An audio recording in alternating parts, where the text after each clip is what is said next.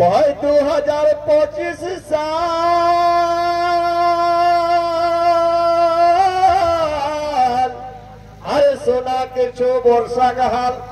ए वर्षाई कोते किसान भय गेला बेहाल तरा वर्षाई साग सब्जी होगा तो ना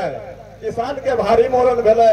बाजारू रेट बढ़ले बड़ी दमदमाई के की कहा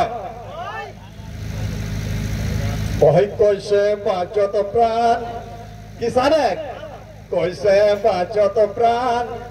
एहरे महंगाई मारल जा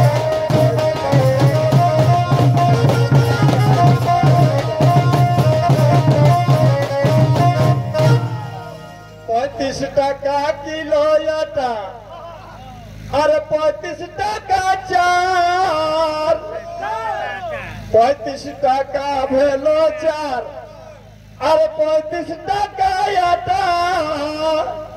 कह छुआ पुता कैसे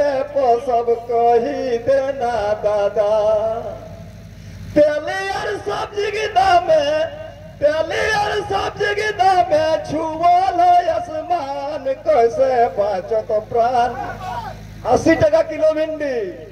कोई तेले और सब्जी के दाम छुअल आसमान कैसे बाँचो तो प्राण एहरे महंगाई